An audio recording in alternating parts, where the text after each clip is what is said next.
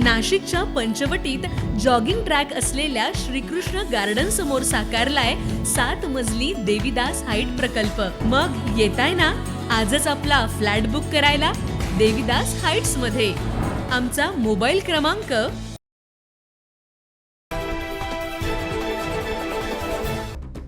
अहिल्यानगर आणि नाशिक जिल्ह्यात खळबळ उडवणाऱ्या अशोक खरात प्रकरणात आज मोठी घडामोड समोर आली आहे। 9व्या गुन्ह्यात अशोक खरातला न्यायालयात हजर करण्यात आला असता न्यायालयाने त्याला न्यायालयीन कोठडी सुनावली आहे। महिला अत्याचार आणि फसवणुकीच्या गंभीर आरोपांमध्ये अडकलेल्या अशोक खरात विरोधात विशेष तपास पथक म्हणजेच SIT कडून सखोल तपास सुरू आहे। या प्रकरणात सरकारी पक्षाची जबाबदारी सरकारी अभियोक्ता किरण बेंडभर आणि शैलेंद्र बागडे यांच्यावर सोपवण्यात आली आहे।